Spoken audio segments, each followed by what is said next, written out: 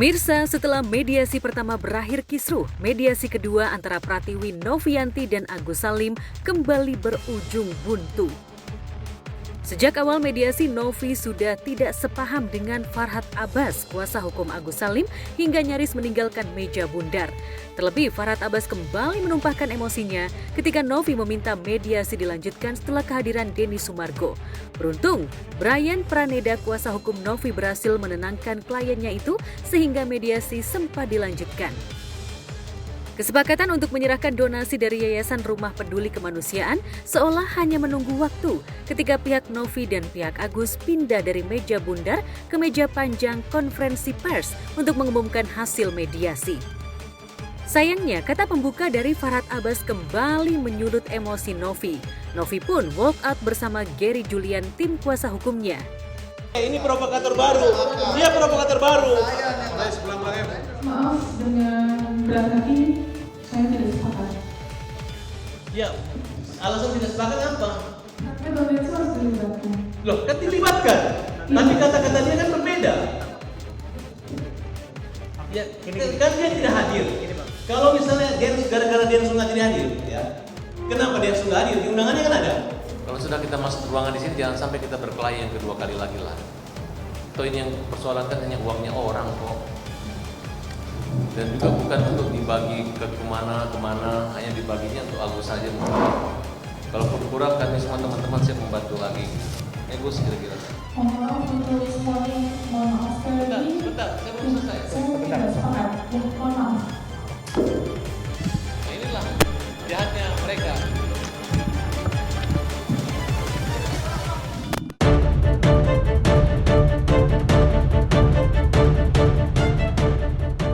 Kepergian Novi dan Gary dicela habis-habisan oleh Farhad. Sekali lagi, Brian Praneda berusaha meredakan ketegangan di antara kedua kubu. Siapa sangka momen itu dijadikan Brian untuk menyatakan mundur sebagai kuasa hukum Novi. Brian tersinggung karena Novi walk out tanpa diskusi dengannya. Karena Novi sudah meninggalkan, dengan ini saya menyatakan saya akan menarik diri dari kuasa hukum.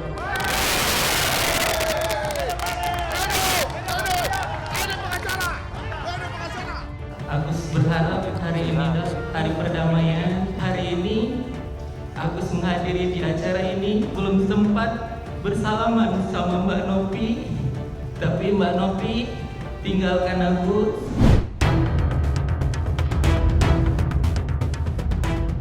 Yang mengejutkan, Agus yang mengaku sedih karena tak sempat bersalaman dengan Novi tiba-tiba berteriak lantang menyerukan, "Hidup Bapak Brian!" Agus senang karena Brian Praneda berbalik mendukungnya dan siap bergabung dengan tim kuasa hukumnya. Terus untuk Bapak Brian, terima kasih banyak sudah membela Kak Agus. Hidup Bapak Brian! Hidup Bapak Brian! Karena Bapak Brian berpihak kepada kejujuran.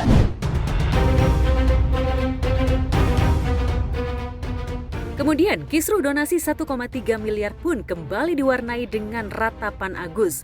Agus berteriak histeris, seraya mengecam orang-orang yang tidak peduli pada penderitaannya.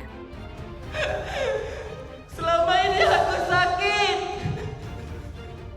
Aku orang sakit. Aku orang sakit. Aku orang. Tapi kenapa semua dunia mengentam aku? Menangis sesenggukan seperti anak kecil yang tak berdaya, Agus ditenangkan oleh Krisnamurti dan istrinya. Yang paling disesali Agus, netizen dan para donatur mengecamnya sebagai orang jahat.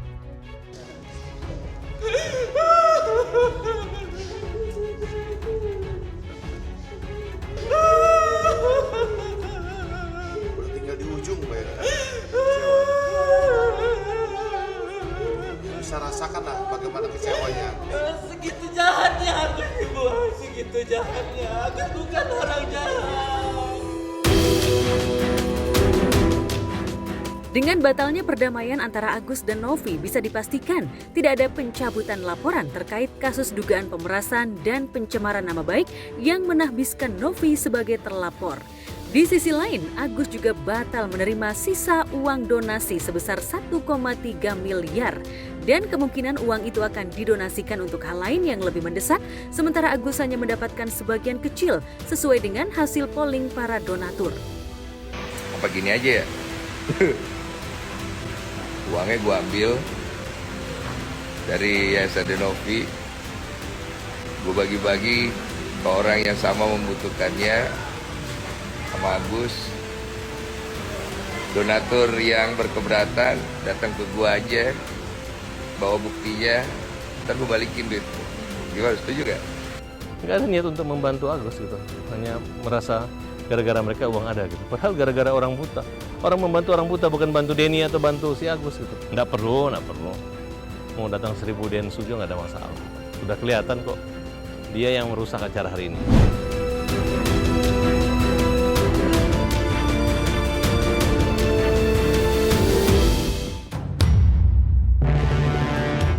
Sepertinya drama antara Agus dan Novi tak pernah menemui titik temu. Pun dengan pengungkapan siapa dalang pembunuhan orang tua Yasmin Bhaskara hingga kemana sosok Sandra menghilang yang merupakan orang yang dekat dengan Bhaskara sekaligus ibu dari Nathan dan juga Dania. Benar-benar rumit ya. Tentu saja semua ini masih diurai satu persatu hingga menjadi puzzle yang utuh.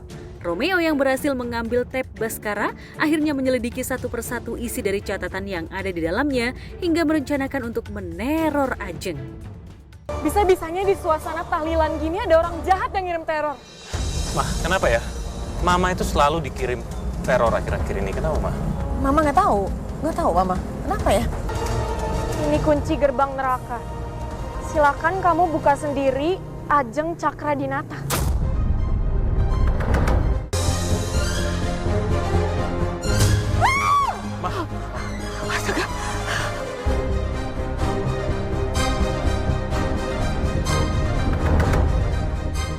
Jadi seperti ini, gimana ke depannya ya nanti kita lihat aja. Tak hanya Romeo, Yasmin dan Dirga, Nathan juga akhirnya menemui Ajeng lantaran mengetahui jika ibunda tercintanya menghilang lantaran ada kaitannya dengan teror yang dilakukan oleh Ajeng. Hal itu diketahui Nathan dari buku catatan Sandra yang berhasil ditemui di berangkas milik ayahnya Pras. Bu Ajeng mending gak usah pura-pura deh, Bu. Saya udah tahu tentang Ibu Ajeng dan mama saya. Bagaimana Nata bisa tahu? Jangan-jangan dia buka berangkas aku dan baca buku diarinya Sandra. Gara-gara mama saya itu punya hubungan sama Pak Bhaskara, iya kan?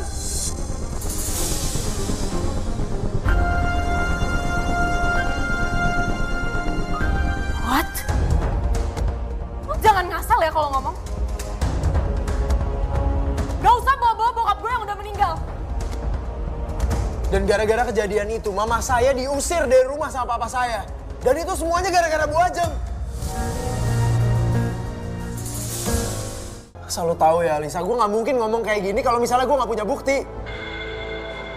Gue tahu semuanya dari diary nyokap gue. Gue baca sendiri.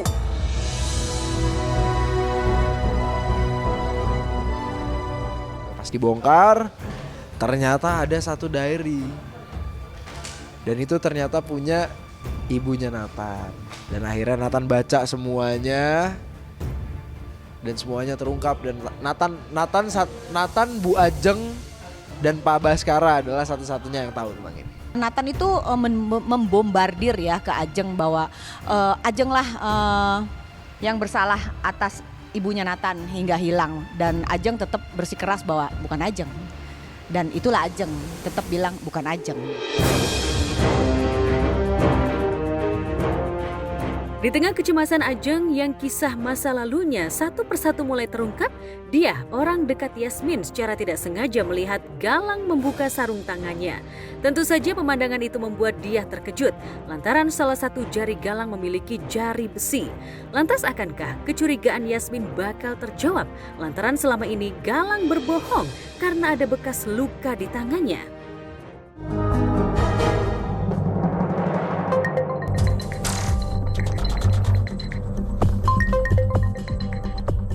Ya, halo?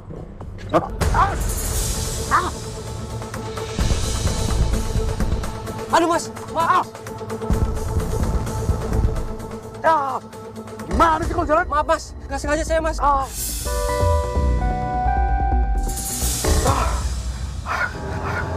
Panas tau gak? Maaf mas, saya lagi maaf. Mas Galang? Jadi